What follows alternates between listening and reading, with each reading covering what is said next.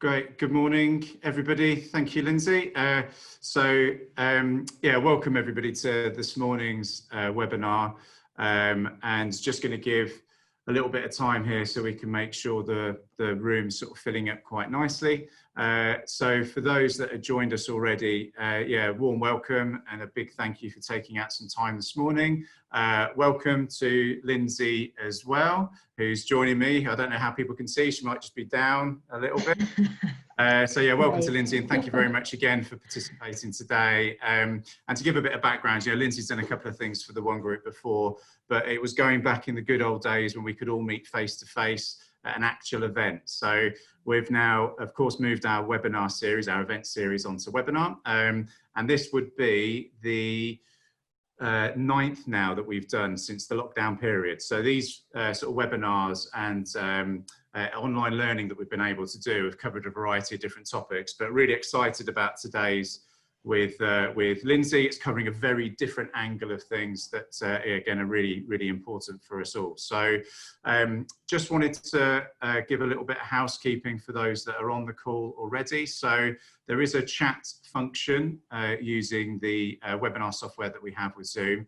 So please, by all means, if people do want to ask any questions throughout, please do. Can't promise that they'll get answered sort of straight away, but we will make sure that there is a reference to the majority of these questions at some point, either throughout or at the end. And if a very worst case scenario, we'll come back with some of the key themes as some answers on the feedback afterwards. So on that note as well, we will do some feedback in addition to the webinar at the end. So we'll reach out to everybody. And what's really key here is we want to try and understand a bit more about what's important for you guys right now. So in terms of online learning, what are the key topics that are still have some challenges that you wanted to find out more about, and we want to shape the rest of our content sessions around these. We will be having a small break in them over the kind of summer months. So the next time we'll be arranging further sessions on through this format will be sort of September, October time. In the meantime, however, we do have some more candidate-focused sessions. We've really recognised, certainly over the last sort of couple of months, and it's only kind of increased more over the latter kind of periods, there's an increased demand here from the candidate network that we would service. Obviously some really sad things that are happening in the market with restructures and redundancies. It's a really sensitive time for people. So with that as well, we've got an increased demand in questions and service and things that are asked of us. So what we've done is we're going to be putting together some tailored candidate help and support that's going to be coming through from a similar format to this, and that will be happening towards the end of this month, maybe beginning of next. I'll give some dates on that when I close the session later, and give you some more information as to when those sessions will be. So what we'll do, I can't see numbers my end, but I will hand you over to Lindsay. So Lindsay can give you a bit more of a background on herself, what she's been doing over lockdown. She's just given me a little bit of an overview. It sounds like some really interesting sort of therapy and coaching that's been happening over this time. So I'll hand you over to Lindsay. Lindsay can give you a bit more of an overview. And thank you very much. And I will see you all at the end. Thanks, Mark. Hello, everybody. It's lovely to sort of meet you in a slightly unsatisfactory way that we're now all used to. As Mark said, my name is Lindsay Joyce. I'm a chartered psychologist. So the work that I do really is around my kind of specialism, my fascination with the sort of intersection of performance, but also thinking about well-being. And particularly today, we're going to have a bit more of a focus around emotional intelligence as well. I came to psychology from a slightly obscure route. I was a consultant originally in the sort of people and change team for EY, Ernst & Young as they were then. I then went into teaching through the Teach First programme. For anyone that's familiar with it, I taught teenagers down in South London. That taught me a lot. And I then sort of specialised in working with people with challenging behaviour. And therefore, I've found myself in an environment where I work particularly around behaviour change. I work with a wide variety of organisations, some local names that you'll have heard of, like the Cambridge Building Society, I've done quite a lot of work with a couple of charities, organisations like Teach First, and another one called Unlocked, who support prison officers, but also kind of law firms, financial institutions. I'm trying to think who I'm allowed to name. Allen and Overy would be a familiar name, Rothschilds, again, probably one you've heard. And then lots of NDAs that I've signed that I'm not allowed to name. My work really, Mark was saying, it's had a little bit of a different flavour over lockdown. I do a lot of consultancy, a lot of training. Normally I would love being in a room full of people and being able to interact with you. That's one of my favourite things. But I also do quite a lot of coaching and therapy, and certainly over the lockdown period, that's been the bulk of my work. So I was just saying to Mark, it's a real pleasure to be talking to people and not be in a slightly more sort of intense coaching or therapeutic conversation. So thank you for having me. So what I'm going to aim to do today is to think with you about the psychology of performance. Now, I don't know if this is going to disappoint people early on, but this isn't going to be a list of top tips. The type of psychology that I'm trained in, functional contextualism, for people who are interested, is basically a sort of psychology way of saying, thinking about what works in any given context and helping people to try and do more of that. So inherently, top tips are not my favourite thing because they might be really functionally useful for one person in one context and they might be completely inappropriate in another. So what I'm going to do instead today is I'm going to talk to you about the psychology of the human brain, particularly the emotional regulation systems.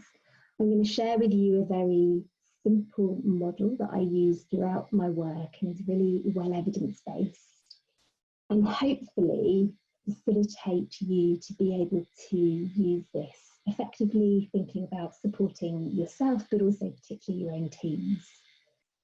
Now, as Mark said, I have got the chat box open. I will do my best, but I am going to confess early on that my attentional control is such that I'm not great at being able to focus on the chat box and remember what it is that I'm saying. So I will try and keep an eye on it, do ask questions, but I will make sure that we've got time at the end, as Mark said, to kind of go back if there are key questions, things that people want to work about, ask about. I recognise you will all be in quite different sectors, okay? So I'll do my best. I've got a trusty pen and a bit of paper next to me. I'll try and jot down things as they come up. So, as I said, thinking about the psychology of the brain. Probably people are going to be quite familiar with some of the ideas that I'm going to talk about, but very simply, it's really useful when we're thinking about facilitating performance, particularly during times of challenge, to focus very clearly on the fact that as humans, we don't just get the fabulous, wonderful cognitive brain. Now, often we'll talk about this as the neocortex, the thinking part of the brain. As I'm talking to you now, I'm using my clever neocortex to generate language, do some abstract thinking, try and remember what it is that I wanted to tell you. And as you guys are listening to me, you will be using your own clever cognitive brains to understand the language that I'm using. I'm sure there are email inboxes open, spreadsheets open, you know, you'll be busily using your cognitive brains. And for the majority of work that we do, certainly the learning that we do at school and things, we're all pretty well trained at using our cognitive brains, given that you will all be professionals, that's kind of a given. So the bit of the brain I'm interested in today and that we're going to really think about together is what I call the emotional brain. Now, this is the bit that sits underneath the clever cognitive brain. So we're not going to focus very much on the cognitive today. That would be for another session. We're going to think about this little emotional brain. And the easiest way of thinking about this emotional brain is that we share it with all other mammals. So those of you that are familiar with the chimp paradox, for example, Professor Peters talks about this as the chimp, the inner chimp. It's our little inner mammal. And it's incredibly significant because the emotional brain has a profound impact on how we feel, but also significantly how we function, how we perform, our physiology, and it can also impact how our cognitive brain functions. So what we're going to do today, as I said, is use our clever cognitive brains to think a bit more about our own emotional brains, but also the emotional brains of those that we work with. And really that ability to think about emotion in a very calm, reflective way, that's what we mean when we talk about emotional intelligence. We might shine that on ourselves. We might be thinking about our own emotional experiences, but also it's the skill of being able to think about the emotional experiences of others.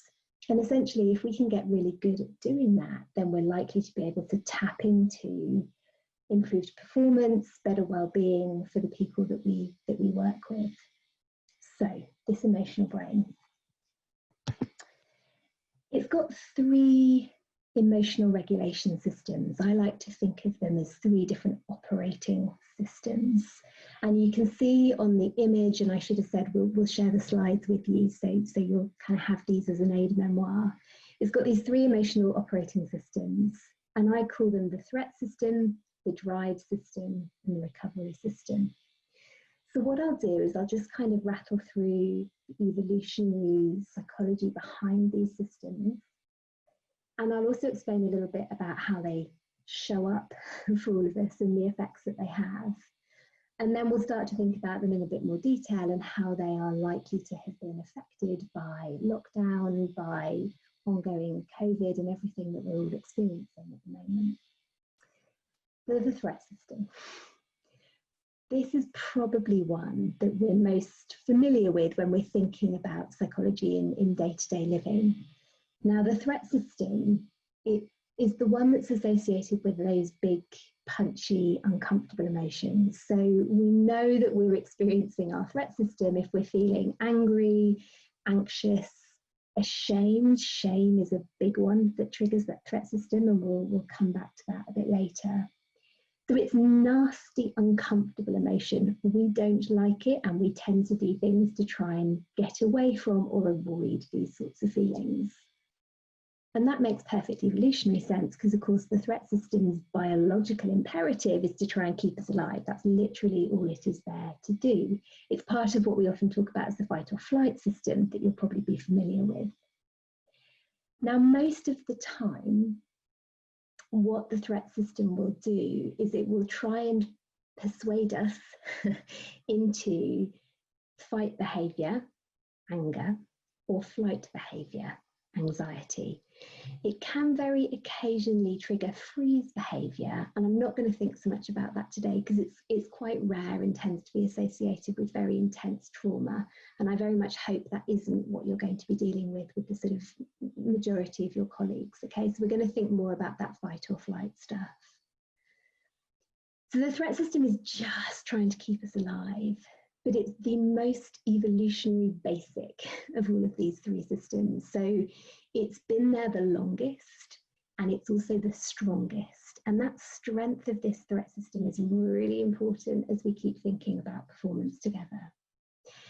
So the sort of underpinnings of this threat system actually sit where the brain and the spine meet, the brainstem, and we share the majority of this threat system with reptiles. Like, it really is very, very stupid in terms of its functioning. It's very far removed from the clever cognitive brain that we all get as humans. Now, physiologically, this threat system, fight or flight, this will make sense to you. It tends to trigger the sympathetic nervous system. It's the body's accelerator pedal. So I'm someone who has a tendency towards anxiety feelings, and I'm very familiar with that accelerator pedal making me feel quite sort of on edge. You might notice it a little bit as I'm talking to you now. You can see that I'm probably a little bit jittery, and you might be able to hear a little bit of wobble in my voice. That's probably just a little bit of threat system ticking over, because it feels a bit strange to be talking to a video camera and not being able to see the people that I'm talking to. Now, this threat system isn't bad or wrong. It's incredibly useful biologically. It is a vital part of our evolution, but it does have some quite frustrating impacts on us. And when we're thinking about performance, the most frustrating impact of the threat system is that when it's highly activated, when we're feeling anxious or angry, it tends to reduce cognitive brain function. So you will notice as I'm talking to you that I'm trying to be kind of, paying attention to what it is that I'm saying. That's because probably my cognitive brain function is being a little bit reduced by the fact that I'm feeling a tiny bit anxious. some of us may have remembered times in our lives when we felt incredibly overwhelmed with anger or anxiety or shame.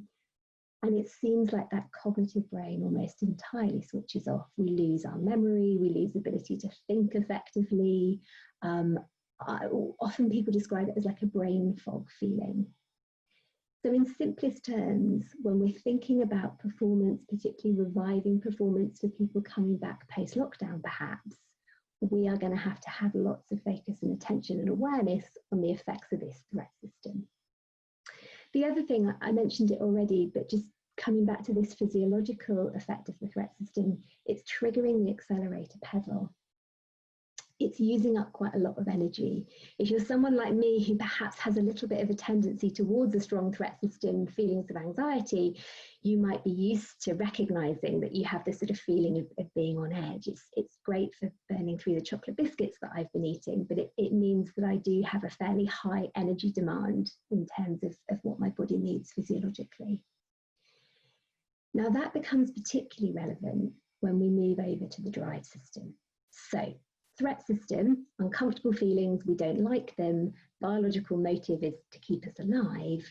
Drive system, much nicer feelings. We love the drive system feelings. Excitement, stimulation, motivation, focus, big, nice, high energy feelings associated with the drive system. The reason we have it, according to the biologists, is that the drive system is the one that motivates us towards the things we need to survive. So if threat is keeping us alive, being attuned to the potential of that tiger leaping out from behind the bush, the drive system is motivating us towards the things that we need. So early human on plains of Africa is the example that's often given. You need a pretty strong motivation system to get you walking 8 miles to the nearest water source, for example. So it will make sense that this drive system is actually addictive. And what a fantastic design that we are addicted to, highly motivated by the things we need to survive. Problem is, when we start to think about being a human in the modern world, I've already given you an insight into my chocolate biscuit addiction. My drive system is the reason that I find myself constantly going to the kitchen, to the cupboard to have another chocolate biscuit, okay? So the drive system, this sense of addiction, this motivation, in more professional terms, we might be thinking about it in terms of motivation towards success, motivation towards high performance. Now, the drive system sounds great. I think inherently most of us tend to think that this is a really useful system for performance, and it is, as long as we are using it judiciously. I'll talk a bit more about that later. There's a couple of other things just to be aware of with the drive system. First of all, the physiology of it. You will already have taken from the fact that A, I'm moving around with enthusiasm, but B, I'm talking about it being big, high energy emotions, that the drive system is also triggering this accelerator pedal in the body. Literally, when I am walking towards the chocolate biscuit cupboard, I am using energy. So the drive system, whether it's about me walking towards the chocolate biscuits or whether it's about me wanting to pursue success, it uses energy, it demands energy of us. Just like the threat system, it's utilizing that accelerator pedal. And cognitively, the thing just to be aware of in terms of the cognitive impact of the drive system, and this will make sense, I would imagine, for your own experiences, is it tends to give us quite a lot of focus and tunnel vision.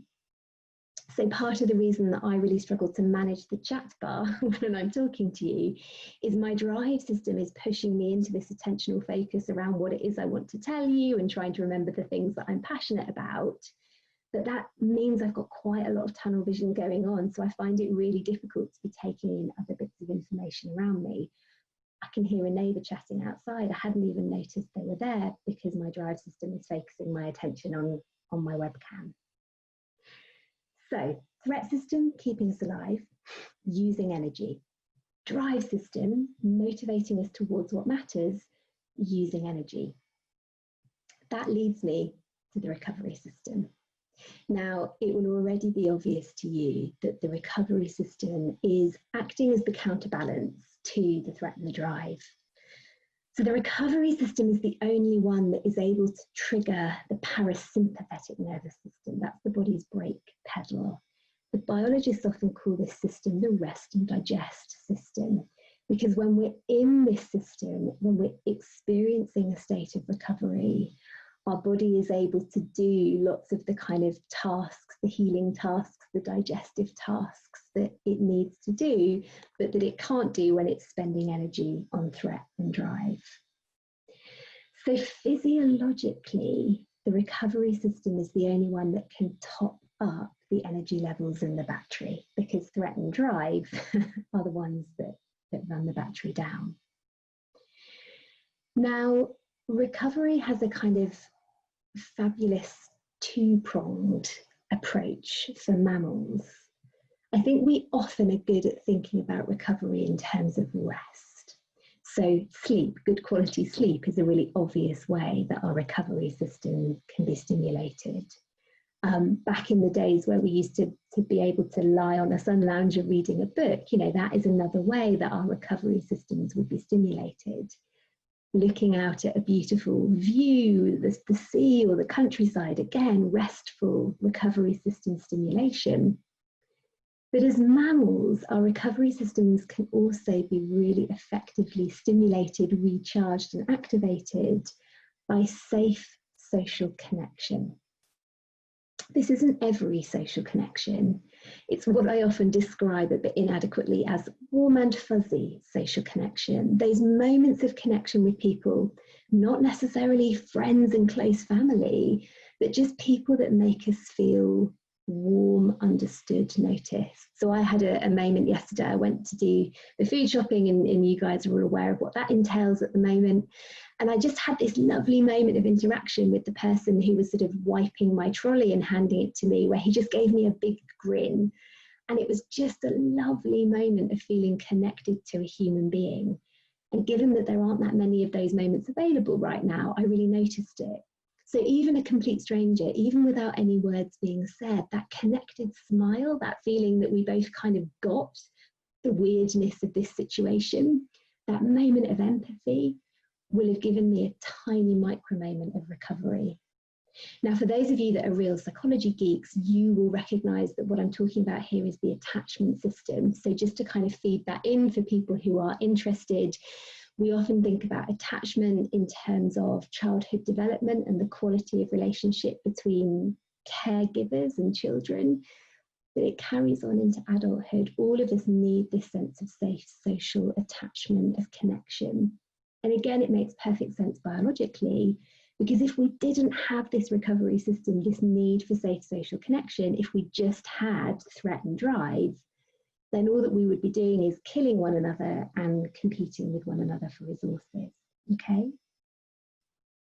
Now, I appreciate that was a little bit of a whistle-stop tour, and I'm going to come back and talk about these systems in a bit more detail. Before I do that, though, I just wanted to mention something really crucial around recovery in terms of the cognitive impact of it. So it's great physiologically, it allows us to rest. But where the magic really happens, particularly when we're thinking about performance, is there's very, very good evidence around the fact that when we are experiencing calm, safe, secure emotions with that recovery system, they are the moments where our cognitive brain is really able to open up. There's a psychologist called Barbara Fredrickson, you may have come across, she works in the States, and she talks about broaden and build theory.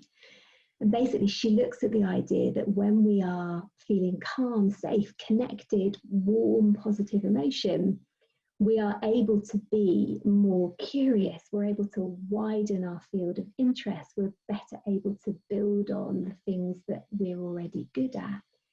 We're able to be more creative and more innovative when we're experiencing this recovery system.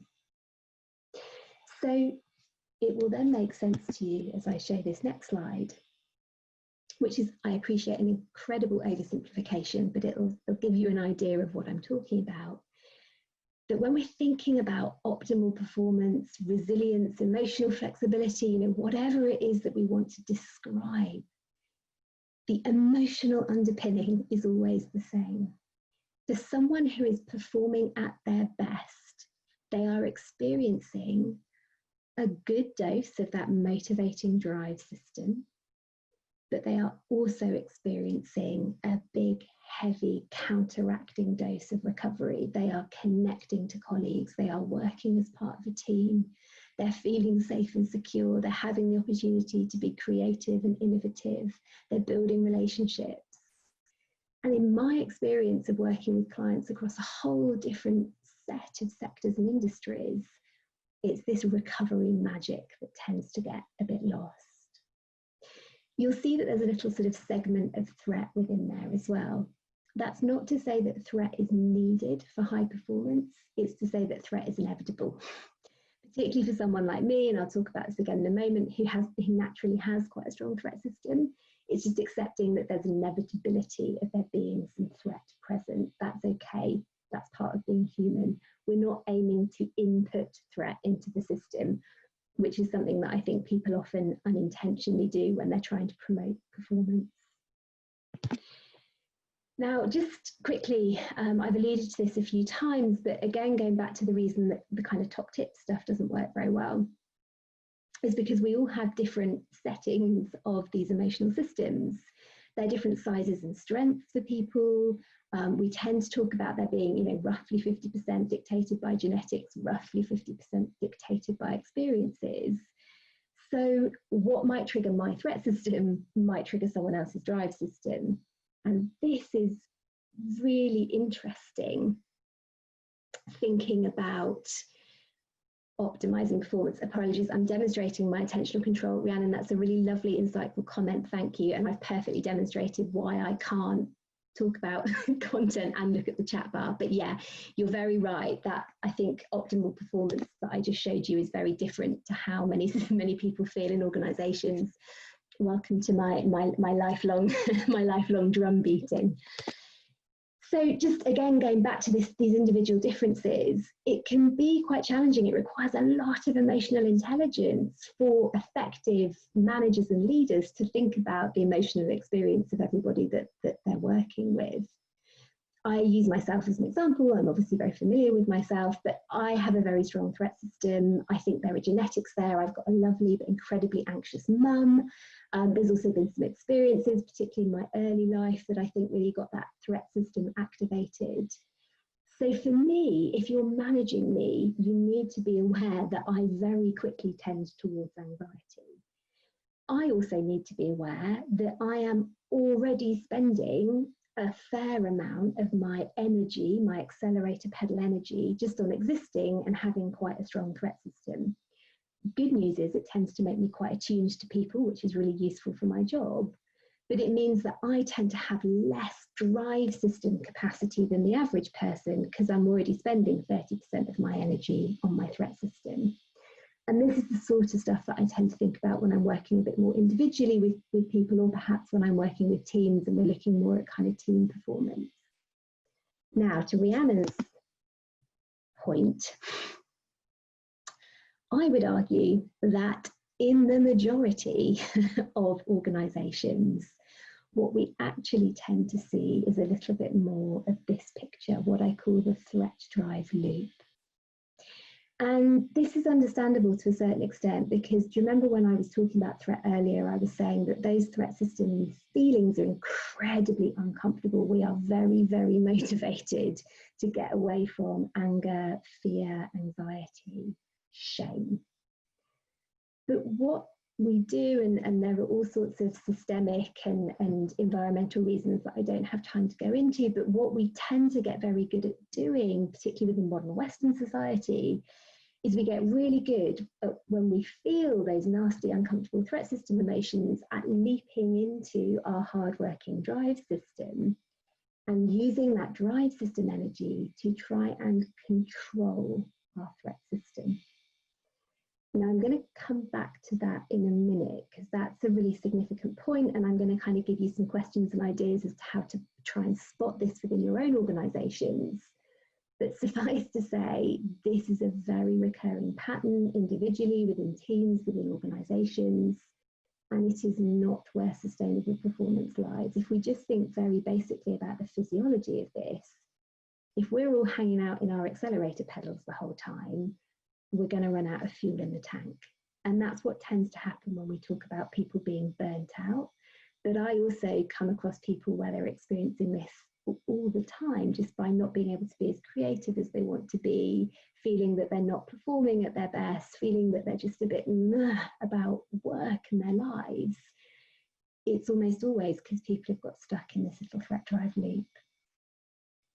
So what I'm going to do now, Amy, is a great question there. So are you therefore saying with this illustration, most teams do not get that recovery period?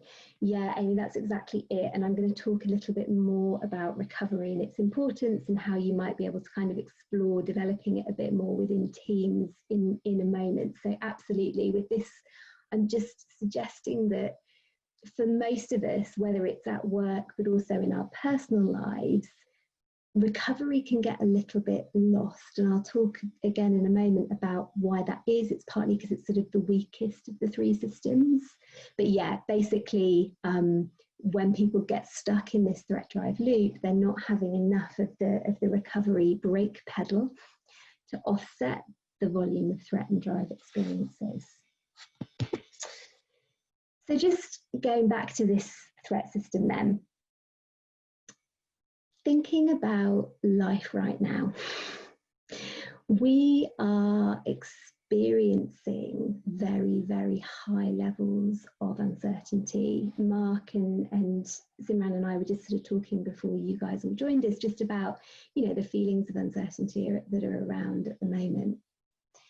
And for all of us, that will be triggering our threat systems. So whether you're like me and naturally you've got quite strong threat, or whether you're someone for whom that system just isn't genetically or experientially as strong, I would argue that a lot of what's going on at the moment, these feelings of uncertainty, are going to be triggering people's threat systems.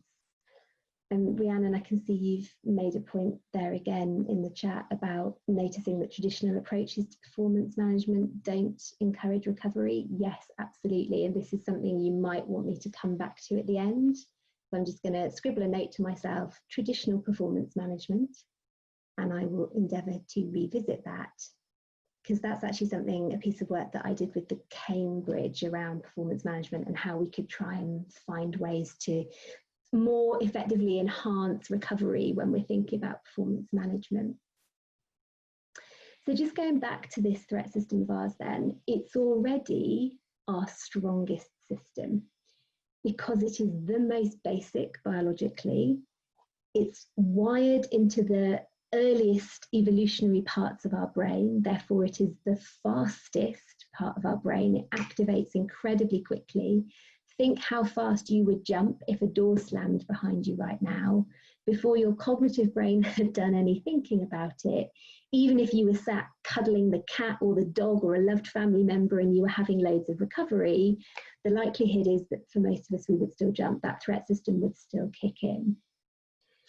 And then we've got this added challenge for all of us at the moment, that there are lots and lots of things within our environment that are going to be further exacerbating our threat systems.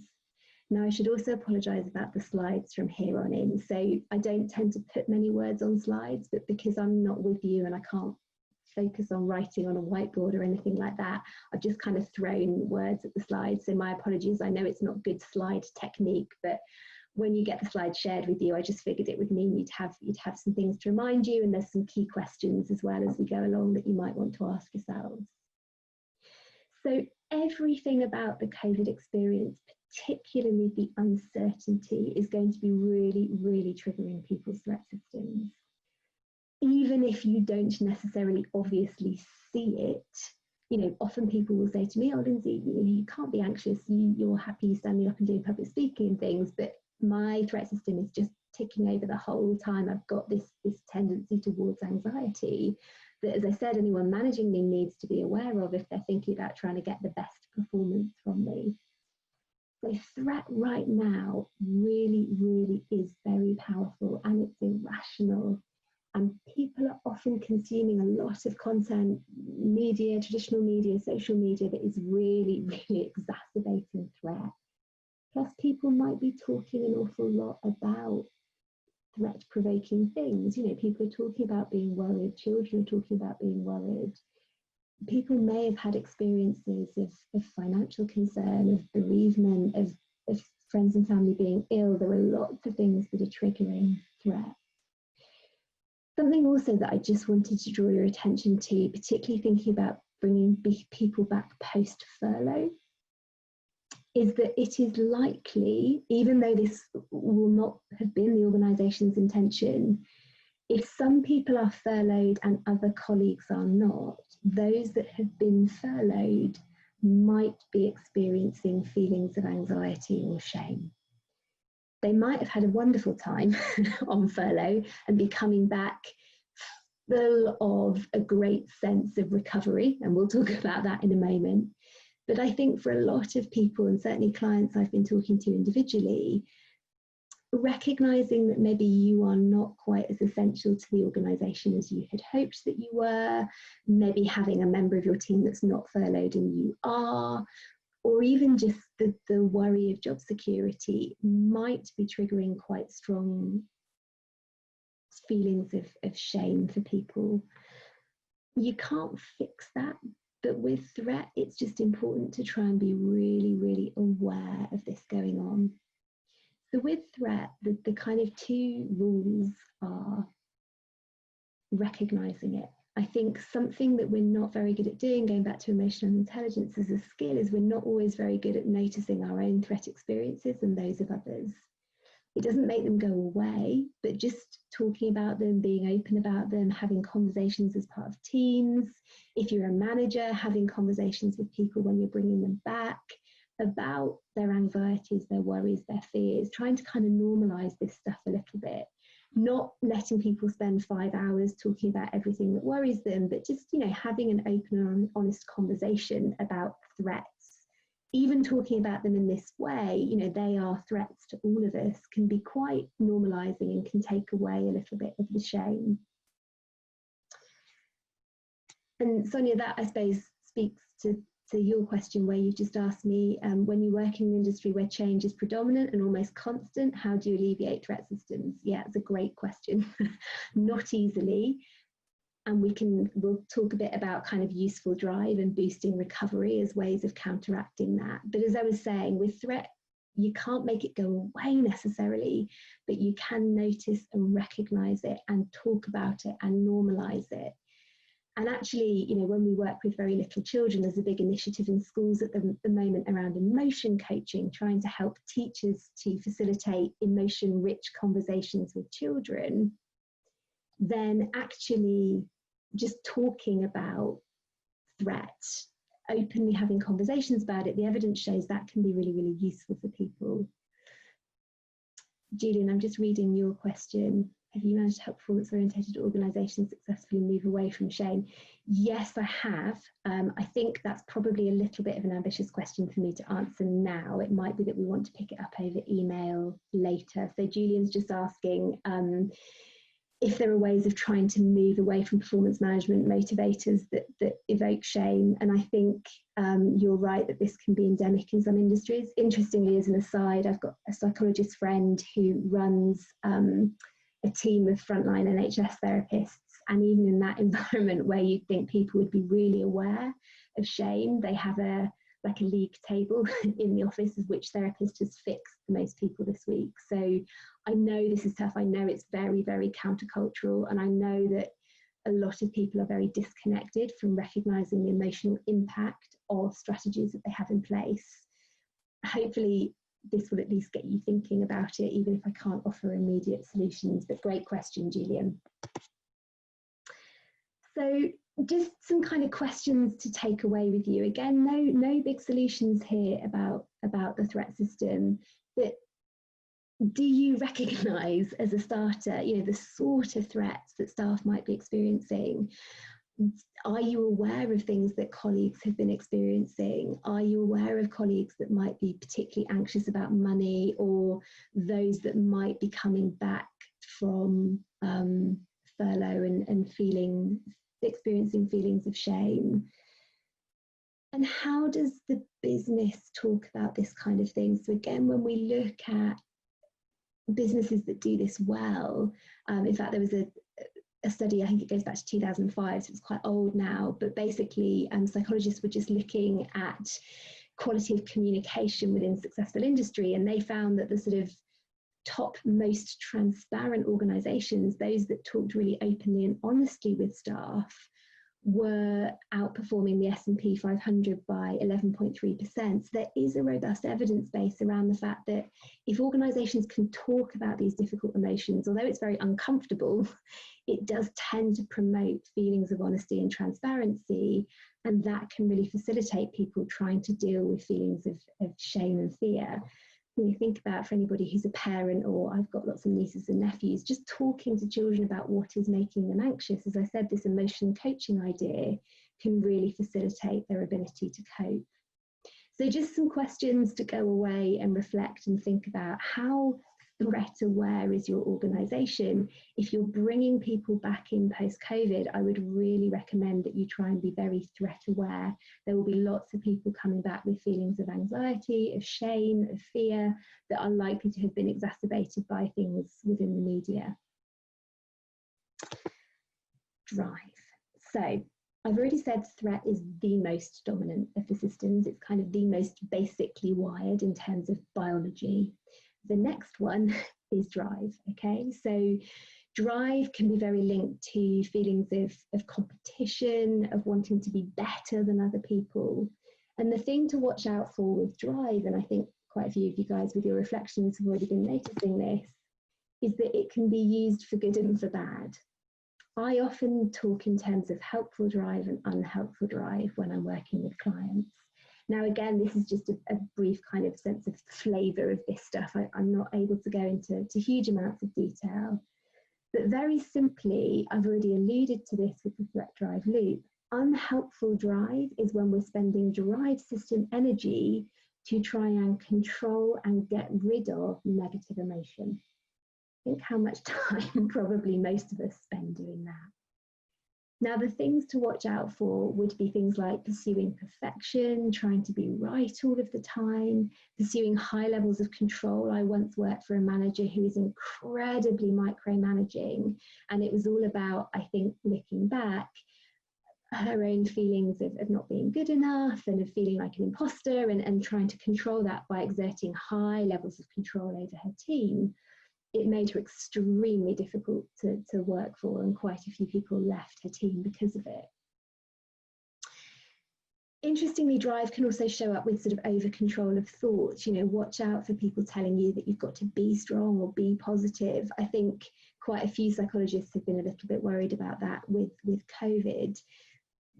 It's not natural to be positive when there's a pandemic going on. It's much more natural to feel worried and to understand why that's happening. Overworking is a classic overdrive symptom that I would say is endemic in a huge number of organisations. So trying to be really aware of this, where it's showing up, are these sorts of things that you recognise. What are you modelling? What's being modelled by senior management? And very simply with drive, the problem here is that it uses lots and lots of energy. All of this energy spend on trying to control everything that I do, trying to be perfect in everything that I do, is costing me huge amounts of energy. Now, for someone like me who already has a strong threat system, if I get stuck in this loop, I'm depleting my energy. I'm not getting any of that lovely recovery sense of connection. You're going to see my performance nosedive pretty quickly. For someone else, where maybe their threat system is a little bit strong, they can afford to spend a bit more energy on this less helpful drive, this sort of pursuit of control, but they're still cognitively going to find themselves stuck in a little bit of a tunnel. They're probably not, you know, we're not having our best innovative, creative, connected ideas when we're very stuck in high levels of overdrive. I often say when I'm working with people that performance is restricted and inflexible when you've got very high levels of overdrive. No matter how good, you know, whatever self-help book it is we're reading makes it sound to sort of be positive or, you know, focus on everything that's the best. Actually, the emotional impact of too much drive can be really problematic for people. And in fact, I tend to find this system is more problematic than threat. Because remember, drive's addictive. People want to move away from threat. They don't like it. People lean into drive. They like the hit of feeling successful, as if they're achieving. So I think this one is harder to notice. I think it's probably more endemic. But just some questions that you could maybe take away and reflect on for thinking about overdrive. Are colleagues prioritizing being right above learning and being curious? Is there lots of sense of needing to be positive? Are there lots of patterns of overworking? Is there a sense of, maximizing productivity and pushing through without any recognition that we all biologically, cognitively, emotionally need recovery? Is there a sense of right and wrong, black and white thinking within the organisation? That's very indicative of this inflexible kind of tunnel cognitive stuff that can come up with an excess of drive. And very briefly, because I realise this is an entirely separate session and I spend a long time talking to organisations about this, but I just wanted to raise the point that drive, not all drive is created equally. Helpful drive is the really good stuff. Helpful drive is the internal, the intrinsic motivation. And the best way that the research shows of getting to this stuff is through genuine values. Now, as I said, this is a whole other conversation, but I just wanted to raise it as something to think about. We often talk as psychologists, particularly within behaviourism, about those sort of awful experiments that were done back in the 50s and 60s with rats in cages, and essentially what they were looking at there was intrinsic versus extrinsic motivation. If I electrocute the poor rat, how motivated is it to run through the maze to escape the electric shock? So values are what we often call like the stinky cheese of motivation. They are the really exciting, juicy thing that someone is going to want to move towards intrinsically. There is very robust evidence that intrinsic motivation, me working towards my values and doing more of what matters to me, is vastly more motivating than an increase in salary, praise, gold stars, whatever it is that we might use as external motivation. And we know very robustly that it's infinitely more motivating than any sort of punishment. The kind of short-termism, making everybody scared, puts them into that threat drive loop. You might get a quick increase in drive, but it's going to be unhelpful drive. It's not going to be sustainable values-led drive.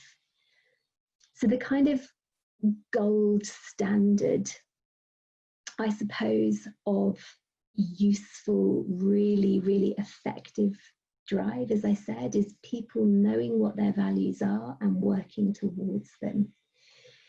When people work towards their genuine values, their performance tends to be much, much more sustainable. They are utilising their drive system in a really effective and helpful way. And Jonathan's just asked a great question that has just caught my eye. What if money is an intrinsic value? Is that okay? Jonathan, that is a fascinating conversation. I think what we would be unpicking there is what sits behind the money. So for most of us, money is just a symbol. So the value that sits behind that might be freedom. It might be stability. Money in itself is an external motivator, but if someone says they really value money, it's because there's something that sits underneath it, and that's where the kind of really exciting values-led conversations get to. Now, just a quick point with values, again, kind of something to go away and think about, like, is this the sort of stuff that your organisation thinks about? I come into so many organisations where their values are written on the wall, and everybody sort of nods sagely and points to the values, but they're not actually chosen by the individuals, in which case they're not intrinsic motivators. With values, again, thinking about bringing people back post-COVID, it's likely that people will have had some time to think a bit more about meaning and what matters to them. Do they feel like their work gives their life purpose? Really effective leaders and managers, again, if we go back to the evidence base, what they're able to do is to think with staff about what matters to their staff. What do they value? If I'm a salesperson, but something that really matters to me is human connection, get me out there meeting people as soon as I can. That is where I'm going to be the most effective, the most satisfied with my role, by building really genuine, authentic connections then the sales will come, rather than if you beat me up and tell me that I've got to achieve X amount of sales figures. But this can feel very scary and very counterintuitive in organisations where there are very sort of established, fixed, inflexible drive system ways of working. So I recognise that that is a sort of whole other topic. If you're particularly interested about values, I'll display my email address at the end. Ping me an email. I've got a couple of books that I can recommend that would get you thinking about those. So just finally, I'm mindful of time, as ever, I've talked too much. I just wanted to bring our attention back to the sort of recovery system. Now, I've already said this, but the recovery system is the most fragile of the three, which again makes sense if we go back to the basic biology, because it's no good being able to form connections if you're dead. So threat, keeping us alive, drive, pursuing things that we need, they are more powerful systems than recovery. But without recovery, we cannot achieve optimum performance. And in fact, people can start to get really poorly, psychologically, emotionally, physiologically. But recovery can be relatively easily overridden. And again, in lots of organisations, I see people setting out really good ideas, wellness initiatives or whatever it is, but then they're not walking the talk. There are lots of things, perhaps as you guys have been alluding to in the chat box, that actually are sort of undermining the opportunities for recovery. So just really simply, again, some things to think about. This doesn't have to be, yoga at lunchtime or mindfulness in the coffee room or whatever. Those things have value, but really recovery can be so much simpler. If there is one single takeaway from today's session, then please, I would really ask it to be quality of connection. So thinking about rebuilding connection with staff. I always remember when I was first trained in kind of, sales and public speaking and stuff, and being told that connection must always come before content. People remember how you make them feel rather than what you say. You guys are not going to remember the majority of what I've said to you today, and that's totally natural, but hopefully you'll kind of have a sense of how it felt to hear me talk. So thinking about, yeah, Fiona, and this is a great point in terms of social distancing and when you've got staff who are working remote, I think something really, really important to be thinking about is ways of ensuring connection despite that. So you can't be as physically close to people, but you can still be, taking masks off to ensure that you've got the ability to smile, socially distance time outside so that teams can reform. Thinking really carefully about how Zoom and online working is managed. Are there opportunities just to be together online rather than everything being incredibly outcome focused, which is very heavily in that drive system? If you're interested in this stuff, go and pop the words psychological safety into Google. There's a really, really robust evidence base around this. In fact, one of the best things to go and have a look at is Google's Aristotle program. Basically, Google set out to explore what makes high-performing teams, and they expect it to be, the secret of exceptional management. And basically, very simply, it was that within those highest-performing teams, there was good trust, good quality of connection, and therefore people felt safe to take risks. Going back to this creative, innovative, cognitive thinking, if you've got good quality of recovery, people are able to be braver. That's where we see higher performance and more innovation. So Fiona, to your point, it is definitely more challenging in this sort of COVID world where we're seeing, just seeing people's eyes, but thinking really creatively about how we even just use technology can be helpful. Something really simple, I was talking to a client recently about they have some time where it's very kind of information give and people have their videos off and it's just, drive system and getting on with stuff. But they then have half an hour set aside where they all have a cup of tea together with videos on, and it's not work-focused outcome content, and they are at least seeing one another. I know it's not as good, but it's something. So just a few questions to consider coming back, thinking about recovery. What what is the feel within your organisation? Do people feel safe to fail, or are you very stuck in this rigid drive system of, you know, right or wrong, of perfection? Is there time allocated for creativity, connection, playfulness? These are not things that we think about as being important for adults, but the evidence base is really robust when we're looking at performance, particularly within teams creating connection.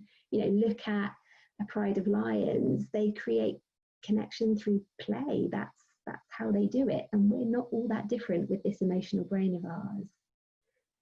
And also, I think there is the opportunity, and again, I've been talking this about clients, for some people, they might actually have experienced some good recovery during lockdown. For some people, having a bit more time away from the office, a bit more time with family, maybe the ability to go out for a walk in the middle of the day might have been really useful for them. Now, I'm not suggesting that therefore everybody should work from home indefinitely, because I think, certainly from my perspective, there's a real lack of connection. But, you know, we're all talking a little bit more about flexible ways of working. When we look at performance, and I've kind of done this with a few clients, actually a bit more of a blended model where people maybe have 3 days out the office where they're focusing more on kind of intense drive, outcome focused tasks, but having then time together as teams in the office where there's more focus on building connection, coming up with ideas. That might be a really sensible way of working. So go out and explore this little recovery system. It is the secret when we're thinking about optimizing performance, but it's weak and it's fragile, and it gets very, very quickly overridden by threat and by drive. So just really quickly coming back to this image for you. This is, as I said, it's an oversimplification. We want good flexibility between these systems, but we want a nice, healthy dose of useful, values-focused drive. And we want lots and lots of recovery, connection, ability to pause and think and breathe. And when we're able to create that sort of emotional scene for people, that emotional underpinning, that is when we're able to see optimum performance. Now, I appreciate that was a whistle-stop tour. I have a bad habit of trying to fit far too much content in. My email address is there. I'm always delighted to ping suggestions to people and ideas. I'm very happy to hang around now as well and answer some questions more individually. I've got, you know, a good 15, 20 minutes. I appreciate that's the end of the webinar and lots of you will probably need to go, but don't hesitate to get in touch. I've got sort of book recommendations and things that I can send on as well if you're interested about particular ideas. So thank you very much, Mark. I can see you've turned your video back on. Amazing. Thank you so much. My pleasure. Yeah, some real insight there. That's fantastic. I think for us all to kind of have a bit of an appreciation about what's going on in our own worlds before exploring what's going on in that of our team. So if we can understand that all better, and then we can actually have a real positive impact on bringing people back. I mean, the furlough analogies here and talking about people being in that sort of part of this cycle, you know, the real sort of fear sections, you know, we're not immune to that. And I don't think there's many businesses out there that have been immune. So yeah, I agree. Real appreciation that I think we can all take on board. I loved the supermarket example, the power of a smile. It costs us nothing, and how important that is. And we can all exercise that. And it really is. I had a very different experience going into a supermarket very recently, which put me in the anger category quite quickly. And again, it was a very innocent interaction with somebody as they were coming through. Again, a story for another time, but it's so easy. We can have these innocent interactions that can either have a very positive impact straight away, or actually stick somebody straight into the anger category. And I think having an awareness of what we can do individually is really important. I can also relate to the recovery and sleep being important, having a 5-month-old baby that decided last night to sleep for the first time. So I was thinking of you, Mark, as I said that. I won't publicly share with everybody that Mark has just had his best night of recovery-filled sleep for 5 months, but it has a massive impact, doesn't it? Absolutely. Yeah. I've decided to jinx that now a couple of times, haven't I? Yeah, tonight's going to be awful, but today feels great. It does, yeah. I won't go home now. So yeah, and follow up from today. So just to conclude, thank you everybody for taking some time out. Again, thank you so much to Dr. Lindsay, Joyce. You know, your time is invaluable this morning, so thanks. We will send out, there'll be a video recording that we'll have here. There's the slides as well that we can make sure that everybody has. Lindsay's contact details, again, will be on there. So any interaction here that people do want to have, you know, through, so around the topic and more engagement there, then they're more than welcome to. There have also been some requests for people for us to contact them regarding some updates in the recruitment market, you know, that's relative to your sectors. We will get around to everybody. There's been a really good response to that. So we'll make sure that that is done as soon as possible for everybody, so you have some form of interaction with us. And also, I guess in terms of the next webinar, I was going to give you an idea. So it's the 28th of this month, and this is really focusing around CV coaching and help, because there's so many people affected by that as well. So I guess thank you very much. I guess what we will do is we will hang on. I know that Lindsay just mentioned there about sort of hanging on in case anybody's got any questions. Yeah. So we'll buy a bit of time there. But no, thank you everybody. Yeah, keep safe and well, and we'll hopefully see you on our next session soon. Yeah, thanks so much, everyone. It was thanks for having me, even if I didn't get the pleasure of seeing you. And I'll also share a little summary of that emotional brain, because I know that's not on the slides, and I sort of whip through it. So if that's useful for people as well, I'll add that to the things that are shared with you all. I'm watching the chat box. I can see lots of people say thank you, which is very lovely. I'm not seeing any questions just yet. As I said, if anybody does want to ask anything, do feel free. It's lovely. A couple of people saying it felt like an hour of recovery. That's very kind. I'm glad it did. It was for me as well, which is nice. Yeah. As I said, if anyone's got questions, do just pop them on there.